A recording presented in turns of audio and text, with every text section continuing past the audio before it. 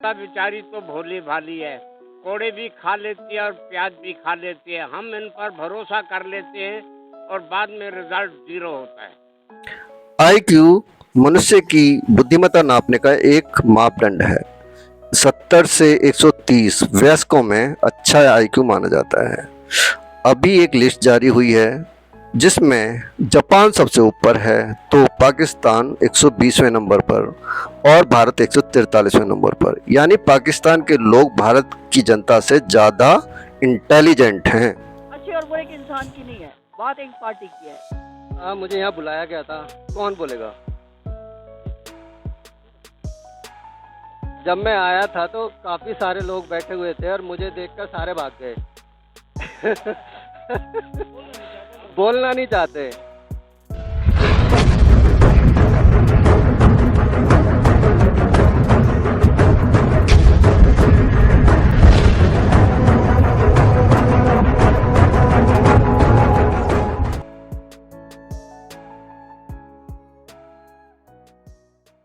मंथन में हम फिर से हाजिर हैं। नमस्कार, मैं ओमानंद, TV4 से टाउन पार्क में आया हुआ हूँ और रोज गार्डन में। तो यहाँ पर हमारे कुछ बुजुर्गवार भी हैं, कुछ यंग भी हैं। तो हमारी चर्चा इसी बात पर है मंथन में कि चुनाव का जो मकसद है वो पूरा होता है या नहीं होता है, लोकतंत्र है भी या नहीं है। अगर हम किसी को वोट देते भी हैं तो क्यों देते हैं। मैं उससे पहले एक कहानी सुनाना चाहूँगा। एक बार राजा के दरबार में एक अपराधी आता है, या कह लो उससे कोई गलती हो जाती है। उससे गलती हो जाती है तो उसको सजा भी दी जाती है। अब राजा कहता है तुम्हें चूज करना है कि तुम्हें सजा कौन सी मिले। आप 50 प्याज खाओगे या 50 कौड़े खाओगे, ये तुम्हारे ऊपर है। ये छूट दे दी जाती है उसे। अब उस जिससे अपराध हुआ होता है वो सोचता है यार 50 कौड़े खाने तो बड़ा मुश्किल हो जाएगा, प्याज ही खा लेता हूँ। लेकिन राजा एक कंडीशन रख लेता है कि जहाँ तुम छोड़ोगे ना, गिनती वहां से शुरू नहीं होगी, फिर 1 से ही शुरू होगी। कहता ठीक है, कोई दिक्कत नहीं है, 50 प्याज तो मैं खा लूंगा आराम से। अब शुरू करता है प्याज खाना। 10-12 प्याज के बाद उसके आंसू निकल जाते हैं, उसकी हालत खराब हो जाती है। तो कहता नहीं नहीं, मैं अब प्याज नहीं खा सकता, कौड़े खाऊंगा मैं। अब जैसे ही कौड़े लगने शुरू होते हैं, वो 5 कौड़े के बाद ही कहता नहीं नहीं ठीक है, मैं प्याज ही खा लूंगा, मेरे से कौड़े नहीं खाए जा रहे। तो इस तरह से वो ना पूरी प्याज खा पाता है ना पूरे कौड़े खा पाता है, और हर बार गिनती 1 से शुरू हो जाती है। तो क्या हमारी जो चुनाव में नेता चुनने की प्रक्रिया है वैसी ही है क्या, कि भाई मैंने प्याज खा ली पहले, अब कौड़े खाने हैं, अब थक गया हूँ मैं कौड़े खाने से, तो मैं वापस प्याज पर आ जाता हूँ। तो हम किसी नेता को चुनने के लिए अपने मन में क्या धारणा रखते हैं। तो सर, हम महेंद्र प्रताप जी को तो चुनना है तो क्यों चुनना है, कृष्णपाल जी को चुनना है तो क्यों चुनना है। सर, आपने जो कहानी बताई ना कि 50 कौड़े खा लो या 50 प्याज खा लो, लेकिन दुविधा तो यही थी कि फिर 1 से गिनती शुरू होगी। अब अगर देश के अंदर स्थिति को देखा जाए ना, तो या आप कांग्रेस को चुन लो या आप भारतीय जनता पार्टी को चुन लो, लेकिन लॉस जो है वो आफ्टर ऑल पब्लिक का है। यही भाव था ना आपका कहने का। तो मैं आपकी बात को समझ गया, लेकिन आज आपके इस चैनल के माध्यम से मैं पूरे प्रदेश की, पूरे देश की जनता को विकल्प देना चाहता हूं। और आज वो विकल्प उभर करके आ गया इंडिया अलायंस के रूप में। हमने वो तो कांग्रेस ही है ना। नहीं नहीं, कांग्रेस है, लेकिन कांग्रेस अपने सहयोगी दलों के साथ। आज स्थिति वो है कि देश के अंदर अकेली कांग्रेस भी नहीं लड़ सकती चुनाव। देखो, कांग्रेस का गठबंधन इसलिए बना कि भाई वोट ना कटे, ठीक है। नहीं नहीं, जो बट जाती थी वोट एक तरफ आ जाए, ये रियलिटी यही है कि मैं सर आपको क्लियर कर देता हूँ। मैं सर आपको क्लियर कर देता हूँ। कांग्रेस ने इस बार तीसरे गठबंधन के साथ, थर्ड फ्रंट के साथ मिल करके भारत की जनता को एक विकल्प की राजनीति दी है कि अब हम भी अपनी मनमर्जी से काम नहीं करेंगे। जो गांधी परिवार जो मनमर्जी करता था, तो उनके जो सहयोगी संगठन उन्होंने साथ लिए हैं, वो इसी कारण कि ये लोग हमारे काम को देखेंगे, मॉनिटरिंग करेंगे, और यदि कांग्रेस से किसी प्रकार की कोई गलती होती है तो उसको सुधार लेंगे ये सहयोगी संगठन। मेरा सवाल ये नहीं था कांग्रेस से, मेरा सवाल ये था कि यहाँ से 25 लोग खड़े हुए हैं फरीदाबाद से, ठीक है। फोकस सबका दो ही बंदों पर है, कृष्णपाल जी पर, महेंद्र प्रताप जी पर। अगर महेंद्र प्रताप जी को चुनना है तो क्यों चुनना है, और कृष्णपाल जी को चुनना है तो क्यों चुनना है? इन लोगों ने ऐसे क्या काम? आपका जवाब देता हूँ कि पूरे फरीदाबाद के लोगों को मैं ये सलाह देता हूँ और हाथ जोड़ करके मेरी विनती है, मेरी प्रार्थना है कि इंडिया अलायंस को ही वोटिंग करें। वजह नहीं बता रहे उसका नहीं, उसकी वजह है कि जो शासक एक अच्छा मॉनिटर ना बन सके, प्रशासक से काम ना ले सके। अब देखो, देश के अंदर कई नीतियां चलती हैं, तो सेंटर से जो नीति आती है, क्या वो मॉनिटर, क्या वो प्रशासक से काम ले सक रहा है? क्या वो आम जनता तक, शासक को ये नजर बना के रखनी होती है कि क्या वो नीतियां जनता तक पहुंच रही हैं, और अगर जनता तक नहीं पहुंच रही तो वो एक अच्छा शासक नहीं कहलाता। मेरे कहने का मतलब ये है। सर, कोई और भी बोलना चाहेगा? एक ही बंदा है टोपी वाला। मेरा सवाल नहीं समझ पा रहे हैं।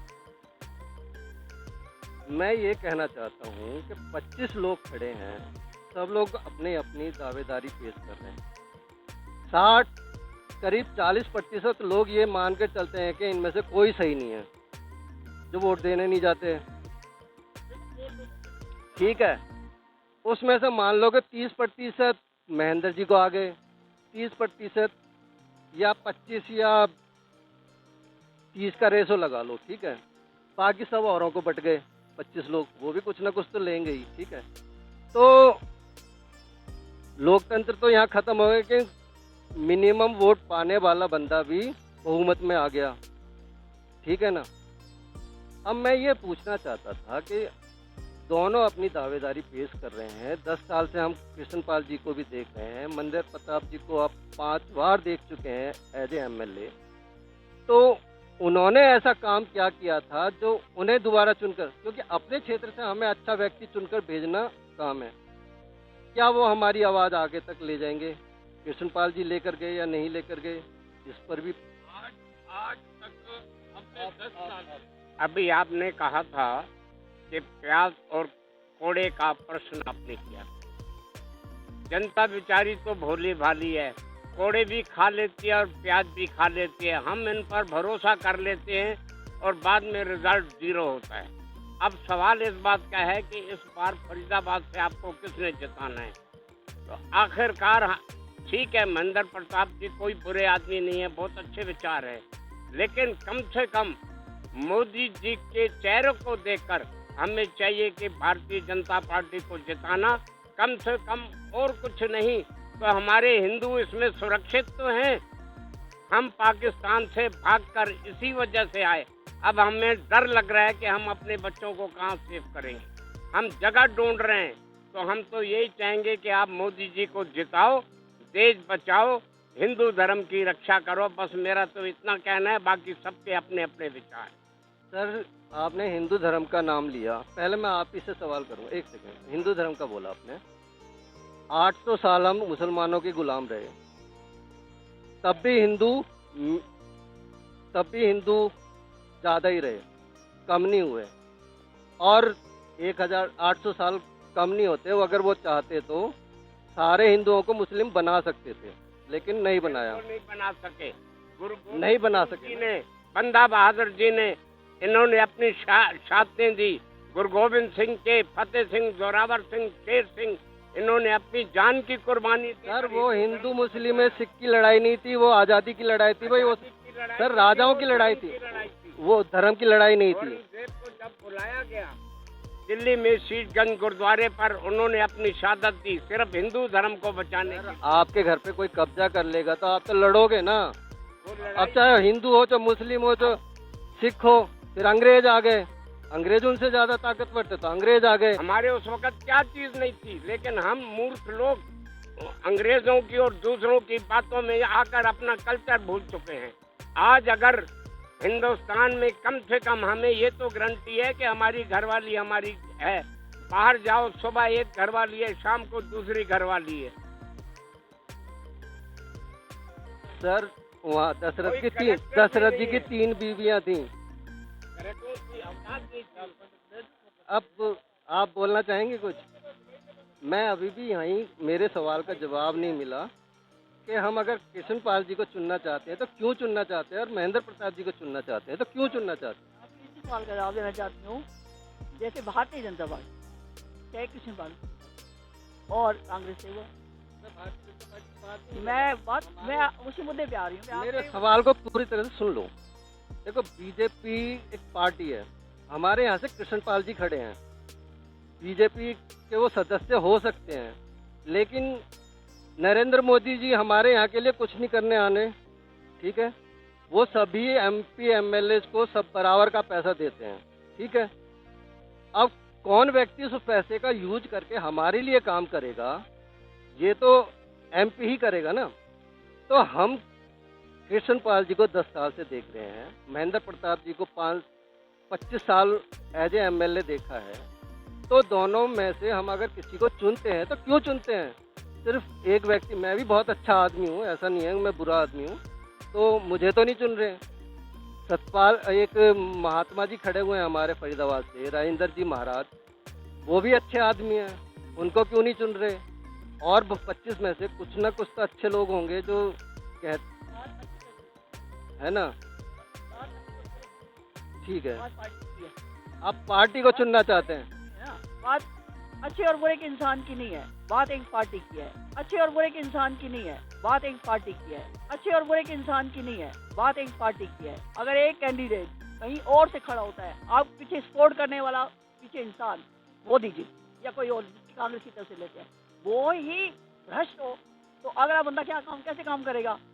मैं आपकी तरफ से कैंडिडेट हूँ, आप अच्छे नहीं है, आपने मुझे खड़ा तो कर दिया कि ये काम करो, आप मुझे काम करने ही नहीं दे रहे, तो फिर काम कैसे होगा? आप मुझे काम नहीं करने दे रहे, सिर्फ आपने मुझे खड़ा कर दिया। इस पैसा आ गया मेरे पास, तो मैं उसको कहाँ लगाऊंगी? भ्रष्ट तरीकों पर। मोदी जी की तरफ से है, हम मोदी जी को देना चाहते हैं, तो कौन है? कृष्णपाल गुर्जर, हम इसलिए उनको दे रहे हैं। मेन मुद्दा यही है, हम नहीं, और औरों को भी हमने देखा है 5 साल 7 साल उन्होंने भी काम किया, तो उन्होंने क्या किया? ये जो बस स्टैंड है ना, किसने बनवाया? अब ये मुद्दे हैं कि बस स्टैंड किसने बनाया? बंसल जी ने बनाया है, सरकार ने नहीं बनाया ये। देखो अब बनाया ये किसी ने बनाया, बना तो मोदी की शासनकाल में ही बना। इतने टाइम से अगर वो बजट पास था या सामने चीजें आई, बना तो नहीं था। ऐसा लगा बंसल जी का यहाँ मैं बोल रही हूँ ऐसा किसी का भी लगाओ।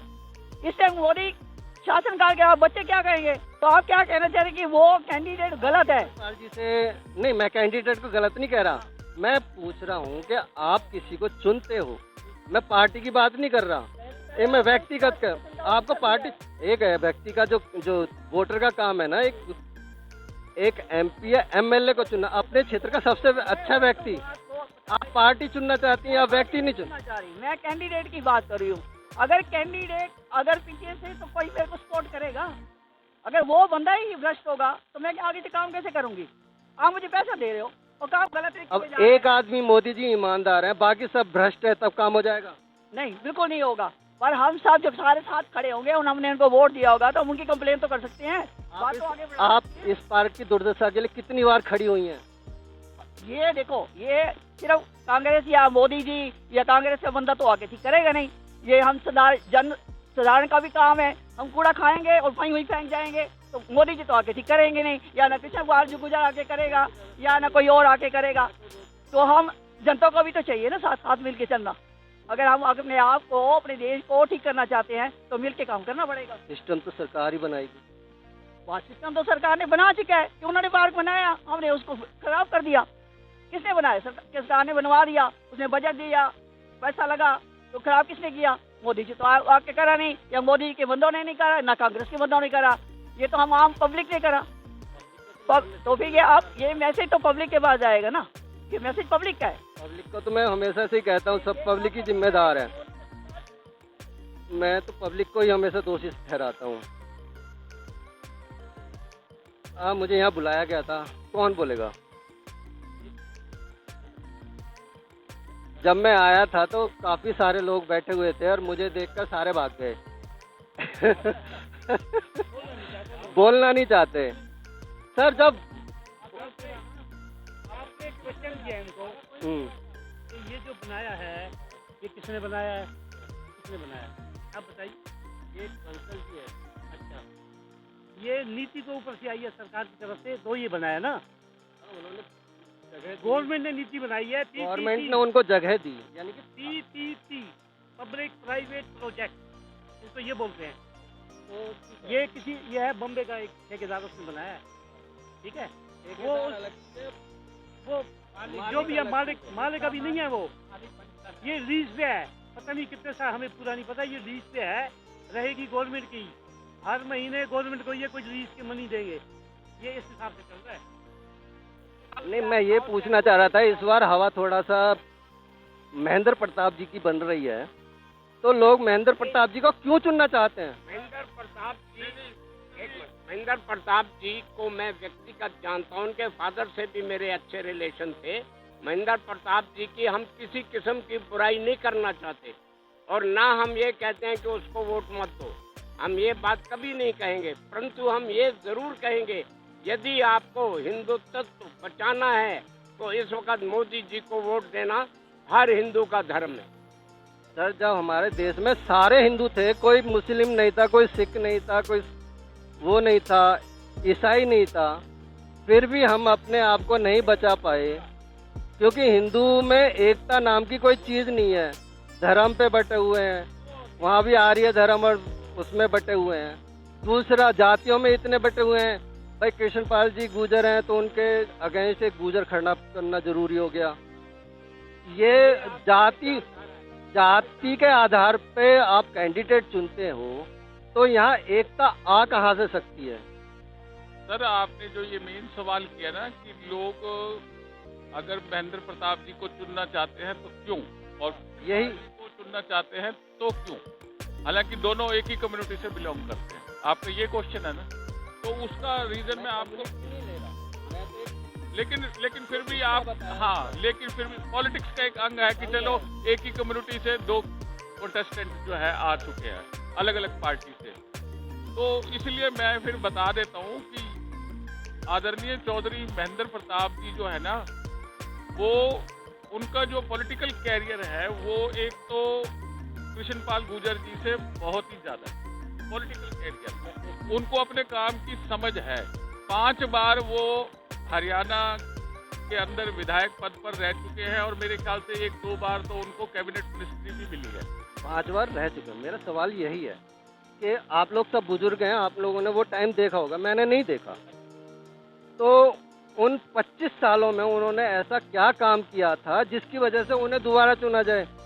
मैं उसका बता देता हूँ। तो यादगार काम, बहुत सारी यादगार कामें हैं।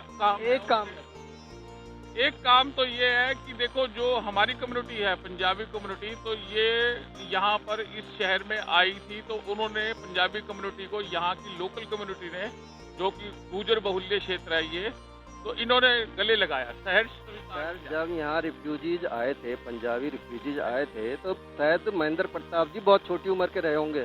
चलो कोई बात नहीं। फिर दूसरा, उनका जो ये 25 साल का कैबिनेट के अंदर, हरियाणा की कैबिनेट के अंदर, अनुभव नहीं पूछ रहा मैं सर, एक काम पूछ रहा, काम तो देखो उन्होंने बहुत अच्छे अच्छे करे। ऐसे बीजेपी का कहते हैं कि बहुत सारे अच्छे अच्छे काम किए हैं। उन्होंने सारी गवर्नमेंट प्रॉपर्टी दूसरों को बेच बेच के काम करा दिए। देखो सड़कें बन रही हैं नो डाउट, लेकिन सड़कें प्राइवेट कंपनियां बना रही हैं।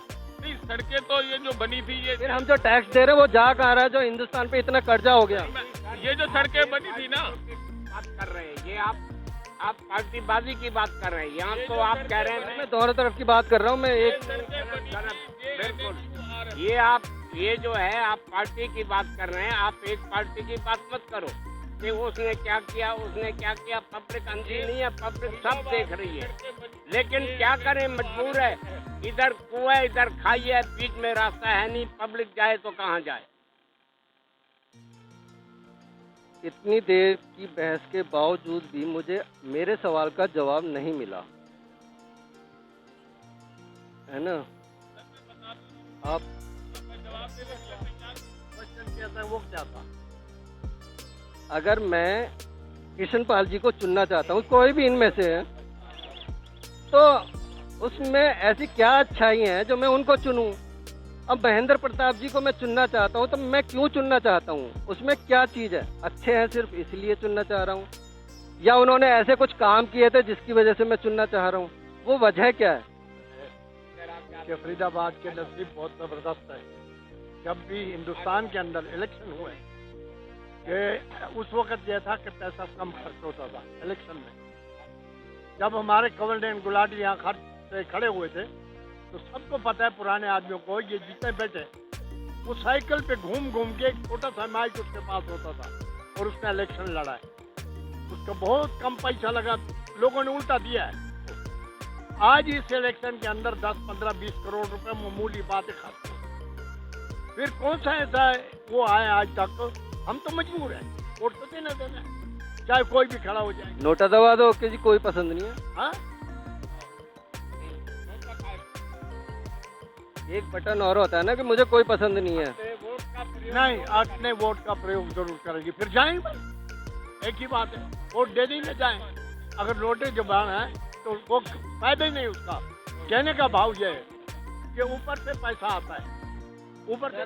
आप भी मेरे सवाल का जवाब नहीं दे पाए। आप अच्छा काम की बात कर रहे हैं ना, तो मैं आपको बता दूं उनके कार्यकाल में क्या हुआ था कि फरीदाबाद नगर निगम में जब भी जाओ अधिकारी एक ही बात कहते थे कि फंड नहीं है सर, फंड नहीं है, नगर निगम के पास फंड नहीं है। तो मुझे उनकी एक, जब वो मिनिस्टर थे हमारे चौधरी महेंद्र प्रताप जी, तो 100 करोड़ रुपया गुड़गांव नगर निगम से ले करके आए थे कि फरीदाबाद नगर निगम को आप लोन दे दीजिए। अगर फंड का अरेंजमेंट करना हो, यदि कल को भविष्य के अंदर फरीदाबाद लोकसभा सीट पर फिर फंड की दिक्कत आती है, सेंटर फंड रोक ले। डॉक्टर मनमोहन सिंह की सरकार को ये बोल दिया था कि फरीदाबाद नगर निगम रेवेन्यू कलेक्शन में जीरो है तो हम इनको फंड नहीं देते। तो उस समय मिनिस्टर थे हमारे चौधरी महेंद्र प्रताप जी, तो उन्होंने जैसे तैसे कर करके गुड़गांव नगर निगम से फरीदाबाद नगर निगम को 100 करोड़ रुपया लोन का अरेंजमेंट कर दिया था। और आज की डेट में भी मैं यही कहूंगा कि शासक ऐसा होना चाहिए। वो तो सर उधार ले लिया, वापस भी करना नहीं, बिल्कुल रेवेन्यू है ही नहीं, तो 100 करोड़ लेकर भी वापस कैसे। सर, तो अकाउंटेबिलिटी नहीं थी ना, भ्रष्टाचार इतना था। फरीदाबाद नगर निगम में लीकेज इतनी थी, उस भ्रष्टाचार को भी तो कंट्रोल किया ना। जब तो लीकेज बंद हुई तो जब तो उन्होंने ब्याज के साथ पैसा वापस किया होगा। सर सबने लूटा फरीदाबाद को, तो आज गुड़गांव देखिए कहाँ चला गया, फरीदाबाद कहाँ रह गया। फंड का सही यूटिलाइजेशन करना ये आदरणीय चौधरी महेंद्र प्रताप जी का ही काम है। ऐसा ना हो जाए कि जैसे नीरज जी हैं अकेले रोते रहते हैं, मेरे को फंड नहीं दे रहे, मेरे को फंड नहीं दे रहे। वो अब तक रोते रहे कि मुझे पैसे नहीं मिल रहे काम करने के लिए। तो अगर आप किसको पसंद करते हैं? सर पसंद ना पसंद नहीं, आप जब भी उम्मीदवार को सिलेक्ट करें तो कम से कम उनका बैकग्राउंड चेक करें, बस यही रहेगा। सही बात कही है। अब करें कैसे? सर कुछ वेबसाइट भी दें। वेबसाइट पे भी कुछ खास नहीं है किसी के बारे में। देश में अब यहाँ रह रहे हैं, हमें पता है कि सरकारों ने क्या किया। इस सरकार में जो लोग हैं, जो चुनिंदा हैं, वो क्या कर रहे हैं, सबका दिख रहा है और पब्लिक को सबको दिख रहा है। तो बस इसी आधार पे आप बैकग्राउंड वही चेक है, बेसिकली वो प्रैक्टिकली एग्जाम है आपका, जो आपने देखा है बैकग्राउंड। 90% लोग हवा के साथ बहते हैं कि किसकी हवा चल रही है। आपने कहा वो अच्छा है, उसने 10 को बोला वो अच्छा है, वो 10 ने फिर 10 को बोला वो अच्छा है, तो सब मान लेते हैं कि वो अच्छा है, जानना कोई नहीं चाहता। जबकि हर चौराहे पर कैंडिडेट की डिटेल आनी चाहिए जो उसने वहाँ पर भरी या पर्चा भरते समय, वो डिटेल हर चौराहे पर होनी चाहिए, हर घर में बंटवानी चाहिए कि मैं ये हूँ और मुझे वोट दो। तो मेरे सवाल का जवाब नहीं मिला। अगर कहीं और चलेंगे वहाँ मिल जाए शायद। तो मंथन में आज क्या निकला ये आप देखिएगा। जय हिंद, जय भारत।